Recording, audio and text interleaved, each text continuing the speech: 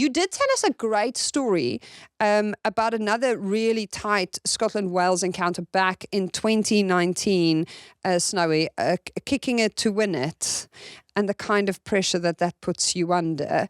And I feel like this is the perfect illustration of why you became a coach, right? Yeah, I think so. We were playing into this massive blizzard. And I mean, when we used to play Scotland back when the same time as the men's played, it was like January, February. Yeah. So it was always snowing or horrendous weather. So we had this blizzard in the first half. Then we were into it second half. We were up by a couple of points, and then Scotland scored on like maybe the 76th minute or something to put them ahead. So we needed a converted try to win. We were under the posts, and you can just tell people's body language and at that point of the game. So I sort of just pulled everyone in, and Thakes had come on at 12, I think, because she was a youngster then and sort of still learning the ropes. And I sort of said to the girls, look, it takes literally 10 seconds to score a try. This is what we're going to do. We're going to kick off. We're going to win the ball back. We're going to score. We're going to kick it and win it.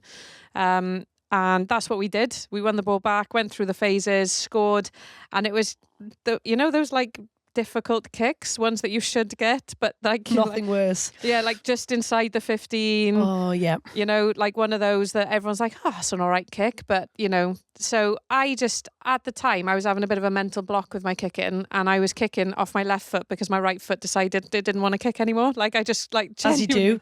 It's good that it's good that you could kick off your left foot. Yeah. I mean, imagine that. Oh well, but I did not back myself in that blizzard, and it's such a mental game, isn't it? Kicking, 100%. And I just didn't back myself, but I backed Lakey, and I just knew, and I backed my ability to sort of support her with that. So I just went up to, I must have thought I was in some sort of sporting movie or something, and I went, you were born for moments like this. You're going to kick this. You're going to smash it. And she did. She absolutely nailed the kick, and we won the game. Last kick of the game.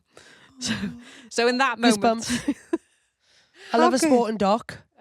Have you ever said that to anyone? It's generally been taken off me. I was just reflecting as Snow was talking about, and I generally get the tap on the shoulder. Like, it's time to give it to somebody else now. Hand over the baton. Let go of the tea. The time, Katie. The time has come. Give it to Scaz. Give it to Scaz. That's interesting that you had that awareness, though, and that self-awareness. Yeah, I was always very self-aware, I think, as a player. You know how it is. You're quite tough on yourself, especially with well, I don't know now. Maybe do you know how it is, Katie Daly McLean? I don't know, but anyway, that's what I was like. No, it is. It's tough. And I think sometimes it's harder when you're the first choice, and you've got other really competent kickers behind you, because you're almost you miss one, and you're like, oh God, do I need to give it to them? What's the point? I think actually good relationships with people are huge on that. Yeah, and I think with the coaching thing, I just knew my whole career, I was like, I actually can't wait to be a coach. I can't wait. And I was like, it was almost like I loved my playing career, absolutely loved it. But it was get through your playing career so that then you can really enjoy yourself and be a coach. And that's cool. I was constantly I had a bit of a coach's hat in my head, sort of park things for that and just remember all this for when you're a coach. So is that why you decided to study psychology? Yeah, maybe. Yeah. I tennis coach from the age of 14, so I've always sort of coached. But yeah, no, I was just fascinated with figuring people out. So I studied psychology. Do you think it's helped? Massively. Oh, 100%. Yeah. Just you read between the lines a bit, don't you? And you read the body language rather than what they're telling you. And? Everyone thinks you can mind read when you do psychology. But what's the insight that you think you have from a psychological background that you now recognise many coaches don't have? I think the biggest thing for a coach is self-awareness and empathy. So if you can literally put yourself in someone else's shoes, then you know how to get the best out of them. If you can't do that, how are you going to maximise their potential? Especially in pressured situations, when you have to give them really difficult feedback. I think you just have to have that empathy and understanding. Yeah. Did you see that clip from Sean Lynn after the Wales-Scotland game? Yeah.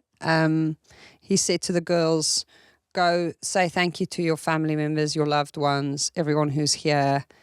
Believe. You've got to believe. I mean, we talked about him being the Ted Lasso of the Welsh setup. I love that comparison. And then he went straight there. Believe, you've got to believe. I mean, is that the thing that he gets right?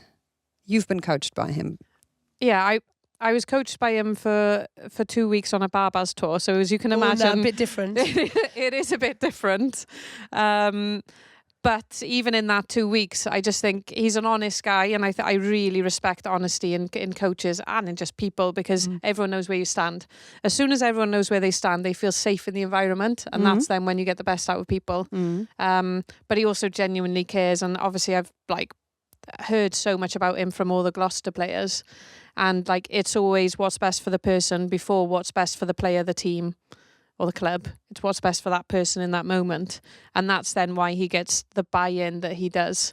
And I think sometimes if you're equally matched with another team, it's that extra buy-in. Are you going to go the extra mile or the extra 10%? And you play for your coach often. For a good coach, you will play out to your skin for them. I think that's the effect he has. I think you also saw in Hannah Jones's interview, I think she looked like a different person, the way she spoke, how much more engaged she was. I think previously we've just looked like the life had been sapped out of her when people interviewed her this time last year. She just looks like she'd found a new lease of life. And I know she was kind of humming and hawing about would she continue, would she not, and actually having the opportunity to work with Linny. Sometimes rugby isn't rocket science, is it? It's about having good relationships with people. Like you said, it's not necessarily about his coaching ability. It's making this group feel like they can win and showing them that he does believe in them. And he's done that in 6 days with them. He literally started on Monday. All the girls only came together on Monday. They only had 2 proper, there's only so much you can do when they played a final on the Sunday, and then they're playing again the next Saturday.